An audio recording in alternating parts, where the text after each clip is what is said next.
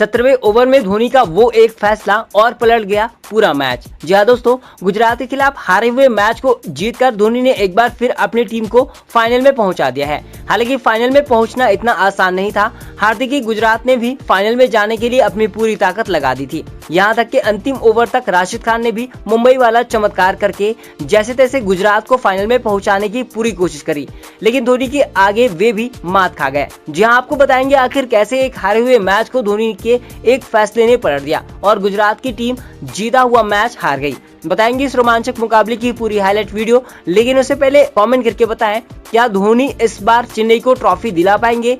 Comment करके अपनी कीमती राय हमें जरूर बताएं। दोस्तों, पिछले साल शर्मसार होकर लीग स्टेज से ही बाहर होने वाली MS धोनी की चेन्नई सुपर किंग्स IPL 2023 के फाइनल में पहुंच गई है।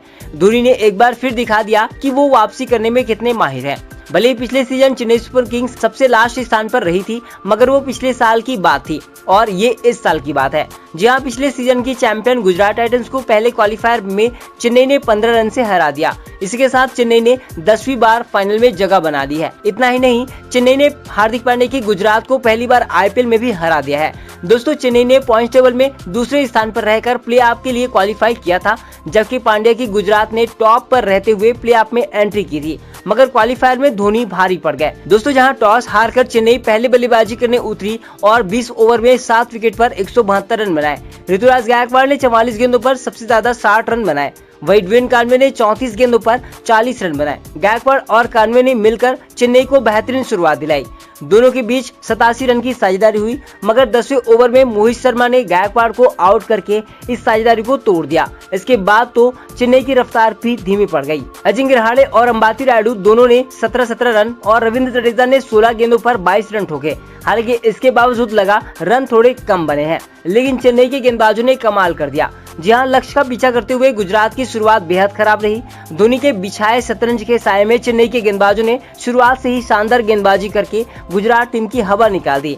जी हाँ, गुजरात के लिए ओपनिंग करने आए शाह और गिल की जोड़ी आज टीम को अच्छी शुरुआत नहीं दिला पाए। दोनों बल्लेबाज सिर्फ 22 रन ही जोड़ पाए थे कि तीसरे ओवर की अंतिम गेंद पर दीपक शाह ने शाह को पथिराना के हाथों कैच करवाकर गुजरात को पहला झटका दिया। शाह 11 गेंदों में सिर्फ 12 रन ही बना पाए। वही शाह के बाद आज खुद कप्तान हार्दिक पांड्या तीसरे नंबर पर बल्लेबाजी के लिए आए ताकि पारी को संभाल सके, लेकिन दोस्तों चतुर धोनी की चतुर कप्तानी के आगे पांड्या की चालाकी भी काम नहीं आई। धोनी ने जैसे ही देखा गेंद स्लिप हो रही है, उन्होंने फील्डिंग में ऐसे बदलाव किए जिसके जाल में हार्दिक फंस गए। जी हाँ, पांड्या अपनी पारी से चेन्नई को झटका देते उससे पहले ही पावर प्ले के अंतिम ओवर में महेश तीक्ष्णा ने जडेजा के हाथों कैच करवाकर पांड्या की पारी का अंत कर दिया। दोस्तों, पांड्या ने 7 गेंदों में 8 रन बनाए और इसी के साथ ही गुजरात ने पावर प्ले के अंदर ही अपना दूसरा विकेट 41 रनों पर गंवा दिया। दोस्तों, 172 रन को डिफेंस करते हुए पावर प्ले में चेन्नई ने शानदार गेंदबाजी करी और अपना शिकंजा पूरी तरह से गुजरात के बल्लेबाजों पर कस कर रखा था। वही पावर प्ले के बाद भी धोनी ने पूरी तरह से दबाव बनाकर रखा था। चौथे नंबर पर बल्लेबाजी करने आए दानिश शनाका और गिल को जरा भी मौका नहीं दे रहे थे, जिससे ये दोनों बल्लेबाज बड़े शॉट नहीं खेल पाए। दोस्तों, चेन्नई के गेंदबाज सिंगल दे रहे थे, लेकिन चौके छक्के नहीं दे रहे थे, जिससे रन रेट बढ़ता जा रहा था और 10 ओवर के खेल में गुजरात की टीम 72 रन भी बना पाई थी। तो वही अब अगले 10 ओवर में 101 रन और चाहिए थे। ऐसे में दबाव में शनाका ने 11वें ओवर में बड़ा शॉट खेलने के चक्कर में अपना विकेट गंवा दिया। जडेजा ने शनाका को पवेलियन भेजकर 72 रन पर ही गुजरात को तीसरा झटका दे दिया। वही इस झटके से गुजरात टाइटंस उबर पाती कि एक बार फिर जडेजा ने किलर मिलर को बोल्ड करके 13वें ओवर में 88 रन पर चौथा झटका दिया। मिलर आज अपना किलर अंदाज नहीं दिखा पाए, उन्होंने 6 गेंदों में सिर्फ 4 रन बनाए।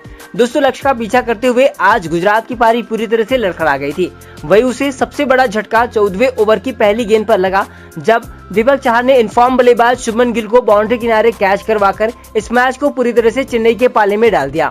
288 रन के स्कोर पर ही गुजरात ने 2 बड़े विकेट गंवाए। मिलर के बाद गिल को भी खो दिया, जो उनके लिए सबसे बड़ा झटका था। तो वही चेन्नई के लिए बड़ा सफलता, गिल आज अपनी टीम को जीत की दहलीज तक नहीं पहुंचा पाए। उनके बल्ले से 38 गेंदों में 42 रन निकले। दोस्तों, अब यहां से गुजरात को वापसी करना बेहद मुश्किल हो गया था। उन्हें 38 गेंदों में 80 रन बनाने थे, जो काफी मुश्किल था क्योंकि सभी बड़े बल्लेबाज पवेलियन जा चुके थे। विजय शंकर और तेवतिया क्रीज पर थे, लेकिन वे भी चमत्कार नहीं कर पाए।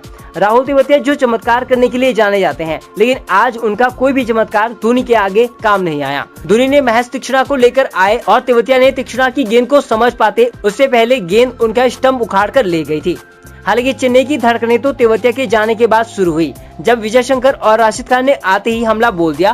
खासकर राशिद एक बार फिर मुंबई वाला बल्लेबाजी दोहराने के इरादे में लग रहे थे। आते ही चौके और छक्के जड़ रहे थे, जिसको देखकर धोनी भी घबरा गए थे। और इन्हें रोकने के लिए धोनी ने जब पथिराना को लेकर आए तो अंपायर ने ये कहकर उन्हें गेंदबाजी से रोक दिया कि पथिराना काफी देर तक मैदान से बाहर थे और जितना देर तक वे बाहर थे उतना समय उन्हें अंदर बिताना पड़ेगा। ऐसे में धोनी यहाँ पर कोई रिस्क नहीं लेना चाहते थे। उन्होंने दिमाग लगाते हुए 5 मिनट खेल को रोक दिया और इंतजार करने लगे। जब टाइम हो गया तो पथिराना से भी गेंदबाजी करवाई, जिसकी वजह से इस मैच में उनकी पकड़ बनी रही। अगर दोस्तों यहाँ पर धोनी किसी दूसरे गेंदबाज से गेंदबाजी करवाते तो फिर मैच पलट भी सकता था, लेकिन धोनी के चतुर दिमाग ने गुजरात की उम्मीदों पर पानी फेर दिया।